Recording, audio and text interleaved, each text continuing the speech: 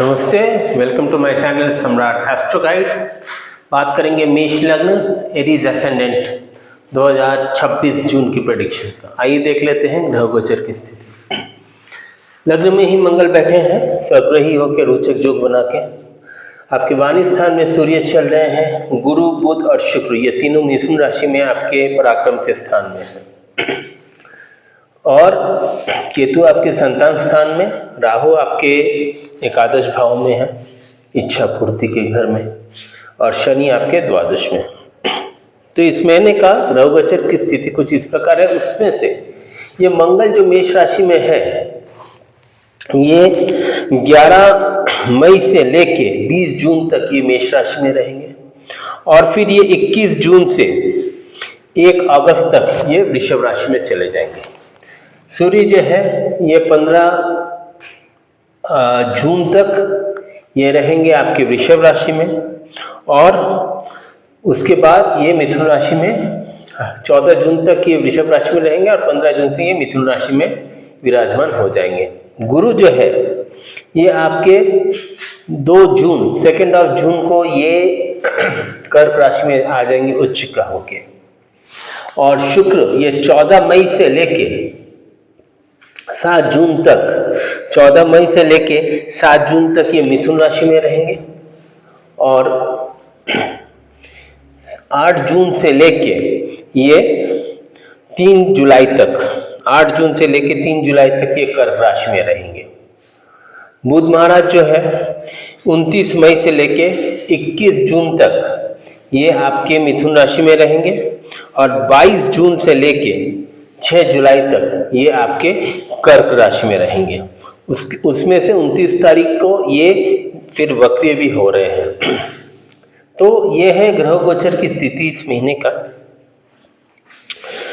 तो शुरू करते इस महीने का प्रेडिक्शन का हाल। सबसे बड़ी चीज़ है इस महीने में मेष लगने के लिए बहुत राहत वाली एक बात होती है, क्योंकि ऑलरेडी आपके शनि जो है द्वादश में चल रहे हैं, तो यहाँ पे एक स्ट्रेस है। आपका गुरु जो है ये आपके शुभ भाव में आ रहे हैं, तो गुरु जो है उच्च का होकर शुभ भाव में, एक तरफ ये रोचक योग, दूसरा तरफ ये हंस योग, पंच महापुरुष योग में से। तो ये गुरु आते ही आपको ओल्ड एज प्लानिंग, आप ओल्ड एज प्लानिंग कर पाएंगे, ये बात एकदम पक्की है। आप ओल्ड एज प्लानिंग कर पाएंगे और घर में मैं समझता हूँ एक खुशियों का वातावरण, अच्छा वातावरण रहेगा। और ये गुरु जो है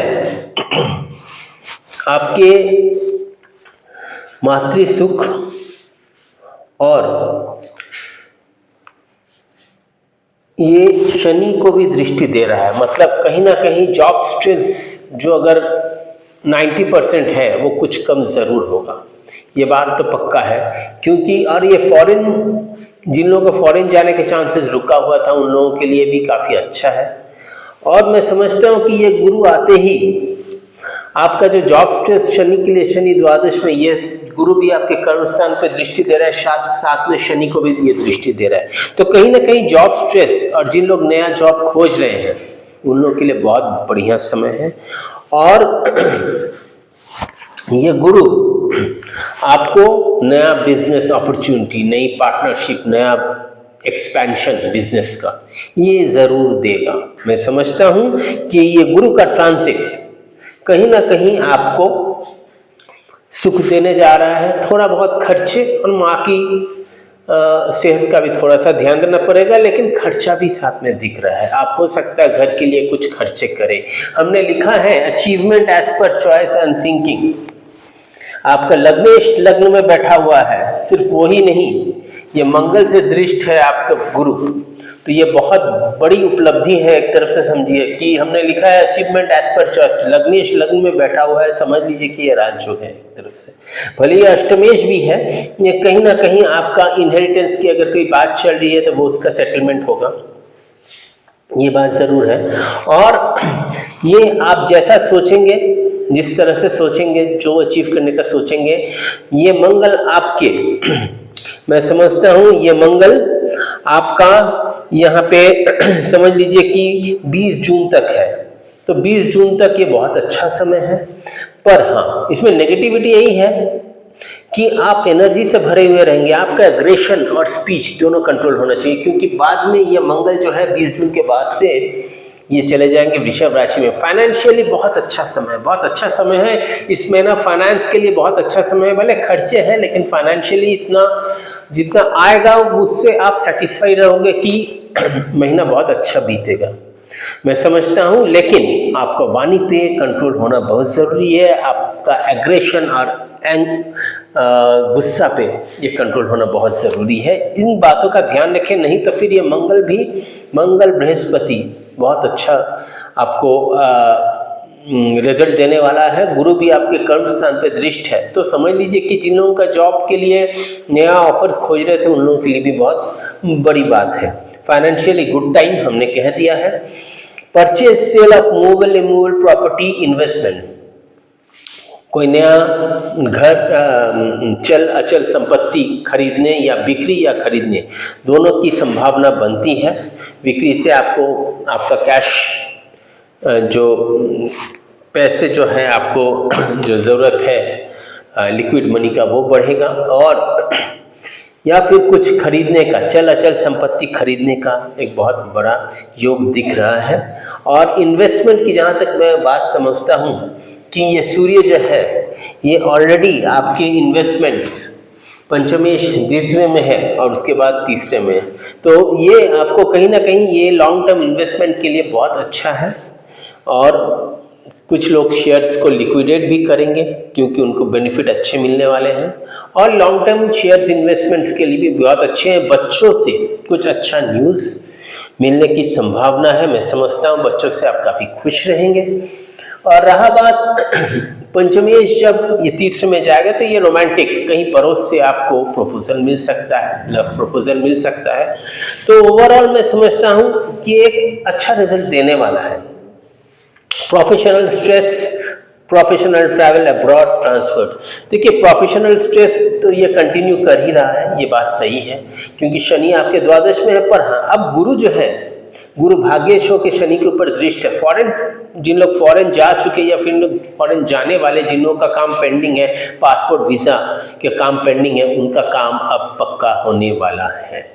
मैं समझता हूँ कि ये गुरु का ये गोचर जॉब स्ट्रेस, जिन लोग नया जॉब खोज रहे हैं उन लोगों के लिए अच्छा है। पर हाँ, मेहनत आपको करना पड़ेगा क्योंकि शनि आपके द्वादश में है, और जिस डोमेन में जिस लाइन में आप काम कर रहे हो एग्जिस्टिंग, उसी लाइन पे ही उसी डोमेन पे आप जॉब खोजना। कुछ नया सीखने का भी शनि आपसे मेहनत करवाएगा, कुछ सिखाएगा तो ज़रूर, क्योंकि टफ सिचुएशन ही में फॉरेन लैंड्स जा चुके हैं उन लोगों के लिए बहुत अच्छा समय मैं देख रहा हूँ। और एक्सपेंसेस, डोमेस्टिक स्ट्रेस, ये एक्सपेंसेस भाई बहनों के लिए ये भी संभव है, घर के लिए संभव है। तो घर के लिए कुछ डोमेस्टिक खर्चे भी दिख रहे हैं आपका, तो खर्चे तो होते रहेंगे, ये बात सही है। पर इनकम भी इस महीना मैं समझता हूँ अच्छा है, इसीलिए उतना स्ट्रेस लेने की बात नहीं है, मैं समझता हूँ।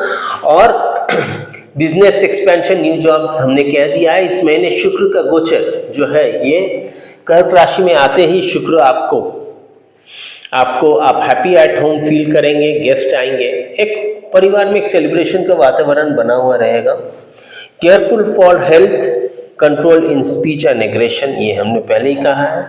स्वास्थ्य का ध्यान रखना है।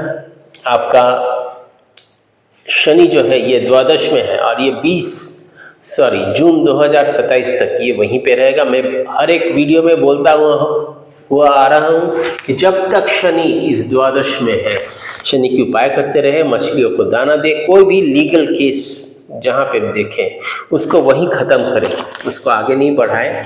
और कोई भी झंझट में, किसी का झंझट में पड़ने की ज़रूरत नहीं है। कोई भी काम अगर आपने पहले गड़बड़ करके रखा है तो उसमें ये पॉसिबिलिटी है कि कहीं ना कहीं ये शनि आपको दंड देने वाला है। तो कोशिश कीजिए कि जो भी प्रोटोकॉल है, खास करके आप जॉब में कोई भी प्रोटोकॉल है तो उसको आपको समझना पड़ेगा। दोस्तों के साथ जब तक राहु बैठा है आपके पास, दोस्तों के पास से कोई अच्छा ऑफर आएगा, पर ये भी संभव है दोस्तों के लिए कुछ मैं समझता हूँ कि दोस्तों के पास से कुछ अच्छा ऑफर आएगा जब तक कि राहु वहाँ पे है। पर हाँ, ये शनि आपके वहाँ पे है, दोस्तों के लिए कुछ खर्चे भी होंगे, तो सारा चीज़ मिक्स्ड रिजल्ट्स है इस महीने। और केतु आपके पंचम भाव में है। पंचम भाव का केतु जो है आपका संतान से कुछ कटा हुआ आपको फील करेंगे कि कुछ डिस्टेंस हो रहा है। तो ये केतु है, लेकिन ये केतु झंडा है।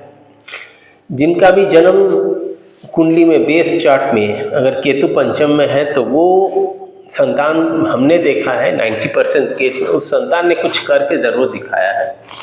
काफ़ी नेम फेम, काफ़ी अच्छा, बहुत अच्छे नेम फेम अचीव करते हैं लाइफ में अपना। तो ये है इस महीने की सिचुएशन। कुछ कॉशियस के डेट्स हैं 3-4 जून। डेथ, डिजीज, एनिमीज, रोग ऋण शत्रु से सावधान। और 15 जून को काफ़ी स्ट्रेस फील करेंगे, लोग आपको बेइज्जत करने की कोशिश करेंगे। 30 जून कोई भी नया काम अपना हाथ में ना लें, अवॉइड दीज डेज। तो ये है लेखा जोखा इस महीने का। मैरिटल स्ट्रेस, मंगल का सप्तम स्थान में आना, भले शुक्र आपके